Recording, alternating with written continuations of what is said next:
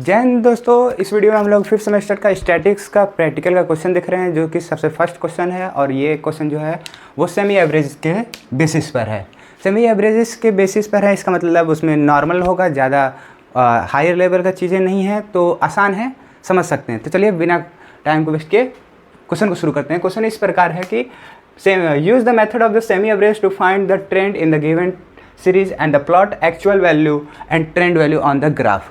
तो इस क्वेश्चन में क्या कह रहा है कि साथ में ये ईयर और एक्सपोर्ट भी दिया है। तो क्वेश्चन में ये कह रहा है, पूरा ओवरऑल क्वेश्चन ये है, पहले क्वेश्चन समझ लेंगे। क्वेश्चन ये कह रहा है कि आप हमें सेमी एवरेज की मदद से हमको ट्रेंड वैल्यू पहले निकाल के दीजिए।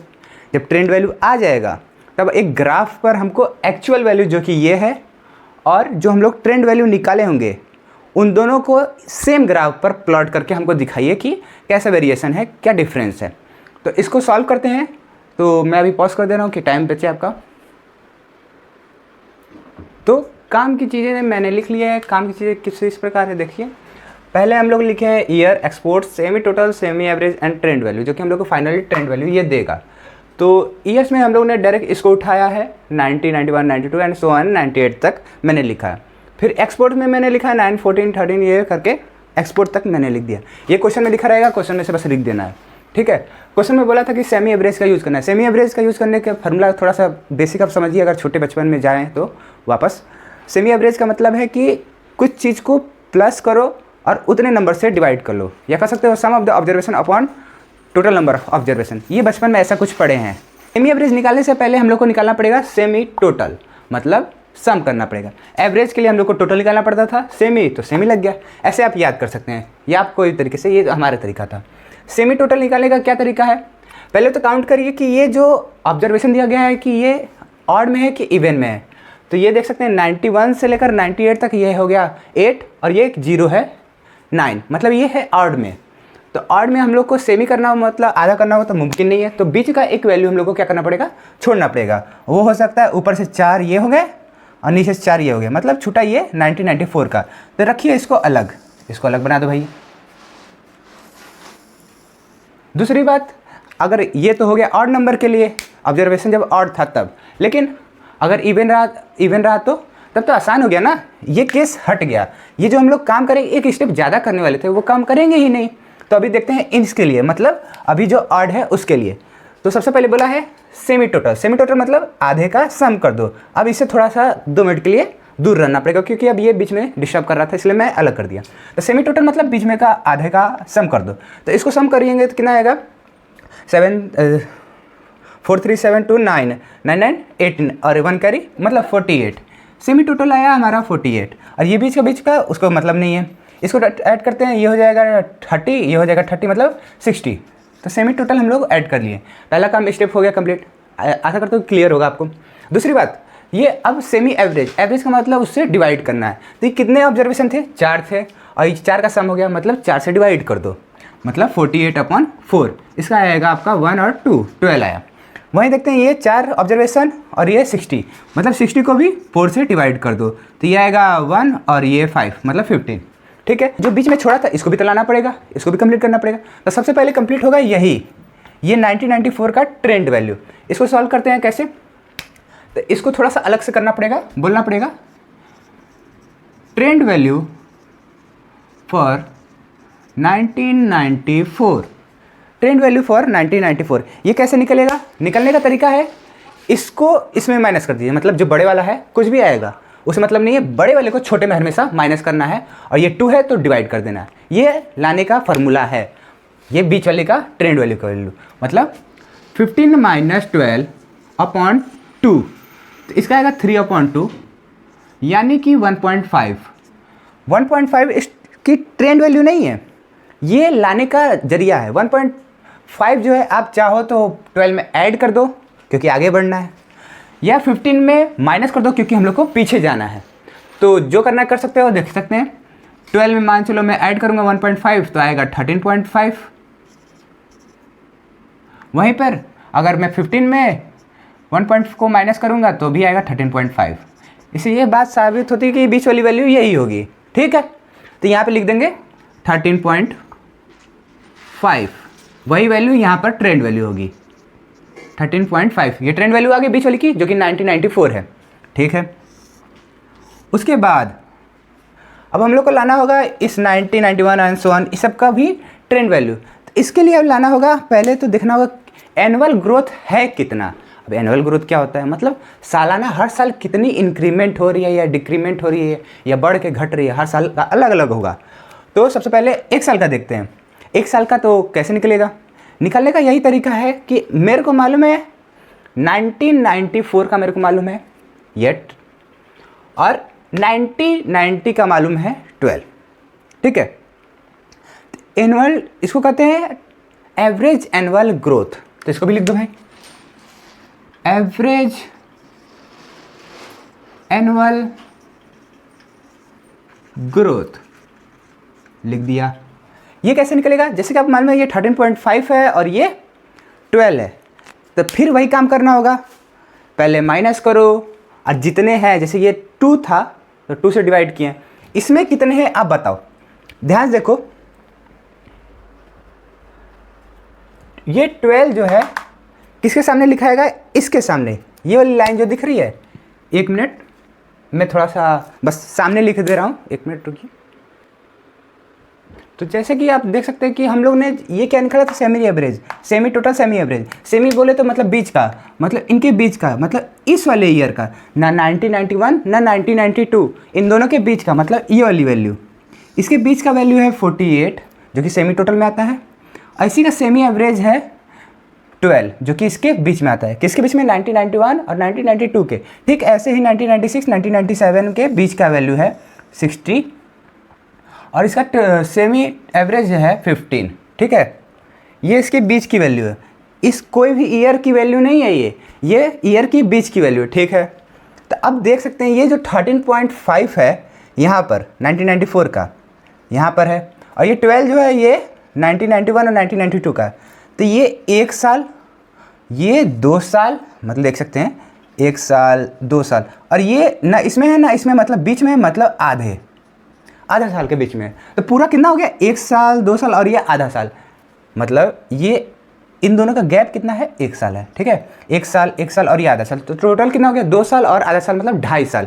मतलब इन दोनों का डिफरेंस जो है वो 2.5 साल के लिए है।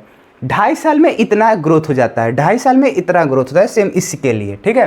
तो इसके लिए एवरेज एनुअल ग्रोथ निकाला, हर साल के लिए निकालना होगा, तो दोनों का डिफरेंस लेंगे और 2.5 साल पे चेंज हो रहा है, इनका डिफरेंस है, तो 2.5 साल से डिवाइड कर देंगे, मतलब 2.5 से। तो इनका डिफरेंस लेंगे 13.5 माइनस 12 अपॉन 2.5। इसको माइनस करिए 13.5 को 12 से, तो आपका 1.5 आएगा, और साथ में नीचे 2.5 आएगा।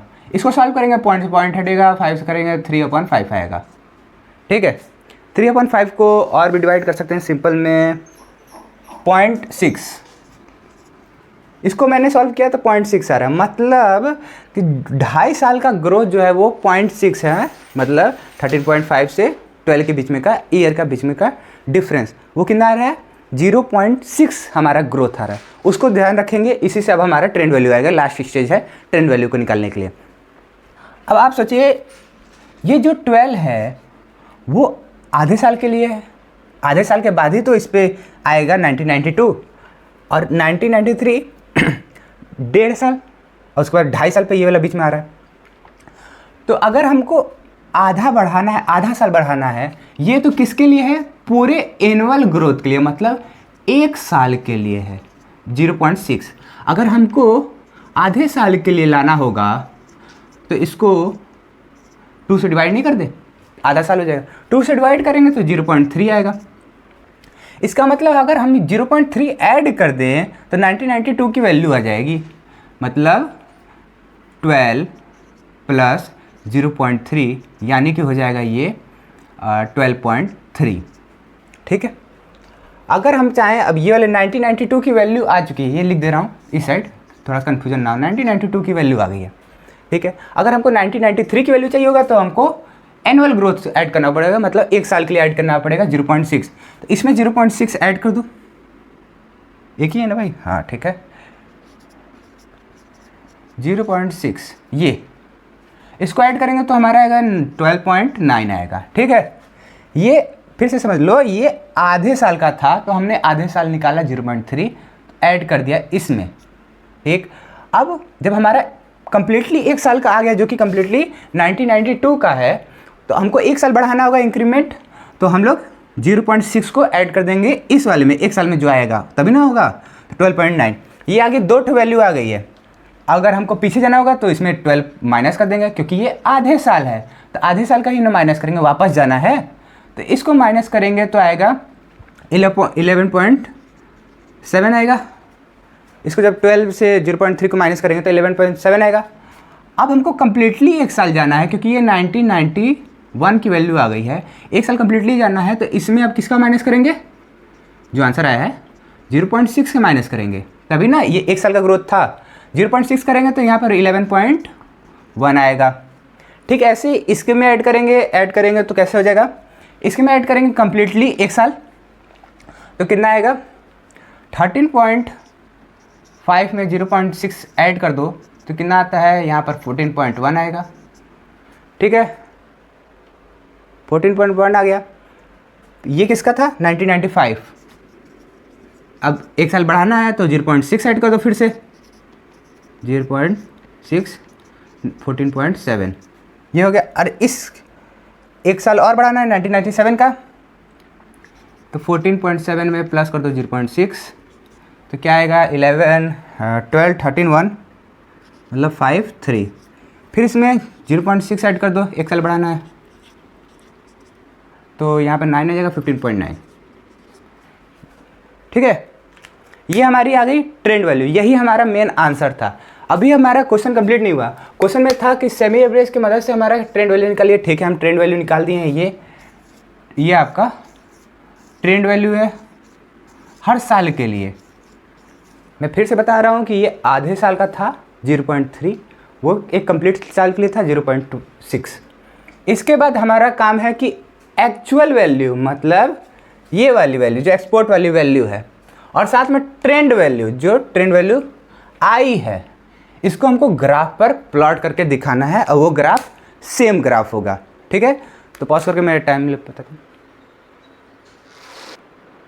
तो जैसे कि देख सकते हैं कि हम लोग क्वेश्चन में था वो एक्सपोर्ट था, वो मैंने लिख दिया, और जो हमारी ट्रेंड वैल्यू आई उसको भी मैंने लिख दी।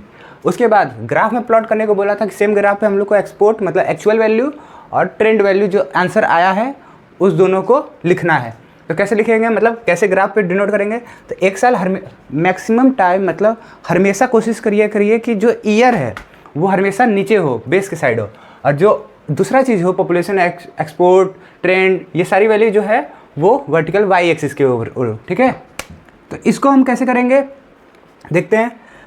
और सबसे पहले हमारी क्लास में आया तो आप ये जान जाइए कि ये क्या है। मैक्सिमम टीचर बताते नहीं, बनाते भी नहीं। ये क्या है कि ये जो जिग जैग दिख रहा है इसका नाम जिग जैग है, जिग जैग लाइन।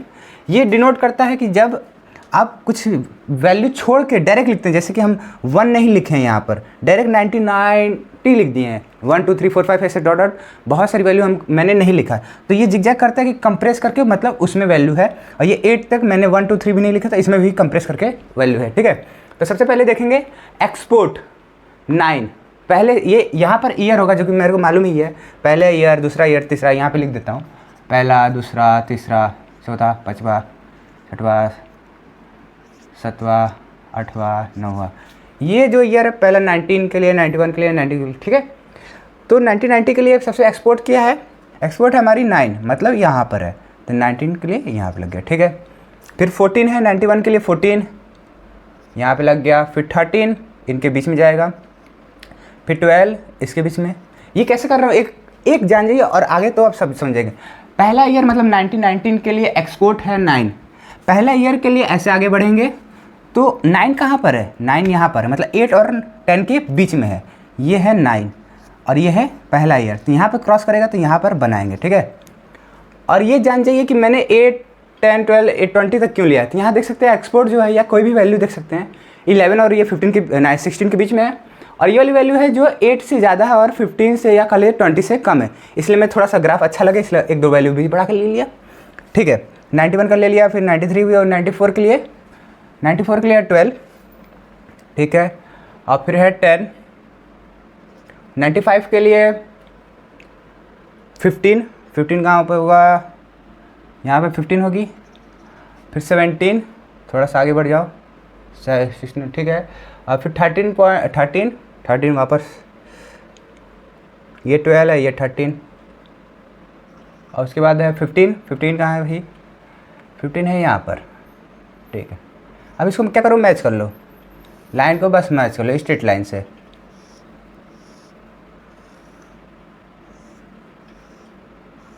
ये मैच हो गया। ये जो है हमारी एक्चुअल वैल्यू है। एक्चुअल वैल्यू को हम लोगों ने स्ट्रेट लाइन से डिनोट किया है, तो इसको ऐसे करना पड़ेगा, this is a actual value, ठीक है। उसके बाद हम लोग का ट्रेंड वैल्यू है। ट्रेंड वैल्यू क्या है, 11.1, पहले साल के लिए 11.1, मतलब ये 10 है, इसके बीच में 10 होगा, यहाँ पर 11 होगा, 11.1 का 6 से होगा। पहले साल के लिए यहाँ पर 11 समझ रहे हैं क्योंकि बीच में होगा, और 11.1 लगभग यहाँ पर होगा, ठीक है। ऐसे ही और कर लेता हूँ, तो जैसे कि देख सकते हैं कि ये सारा वैल्यू जो ट्रेंड वैल्यू थी मैंने उसको पुट कर लिया। ट्रेंड वैल्यू को मिलाने के लिए तरीका है कि उसको डॉटेड लाइन से मिलाया जाता है। डॉटेड लाइन से उसको मिलाया तो ये कैसे दिखा, एक स्ट्रेट लाइन, और इसका नाम भी दे दूंगा, this is a trend value. और दूसरी बात ये बनाया नहीं, जैसे ये बस मेरे को समझाना था इसलिए मैं इसको बनाया था, तो इसको इरेज कर देता हूँ, ये कोई काम का नहीं है, ये नहीं कि बनाने लगना, इसको नहीं बनाना है, ठीक है। ये बस समझाने के लिए था। ये हमारी ट्रेंड वैल्यू हो गई, ये हो गया एक्चुअल वैल्यू। इस ग्राफ से क्या ऑब्जर्व हो रहा है, ये क्वेश्चन पूछा जाता है। ग्राफ से ऑब्जर्व हो रहा है कि जो कि हमारी ट्रेंड वैल्यू है वो कैसी है, इंक्रीजिंग ऑर्डर का है। तो आंसर में आएगा लीनियर इंक्रीजिंग ऑर्डर, ये हमारा ट्रेंड वैल्यू आया। आशा करते होंगे कि इस क्वेश्चन को, सेमी एवरेज का क्वेश्चन जो है, जो कि इंपॉर्टेंट है, वो आपको समझ में आ गया होगा। मिलते हैं अगले वीडियो में, फिलहाल के लिए इतना ही। जय हिंद।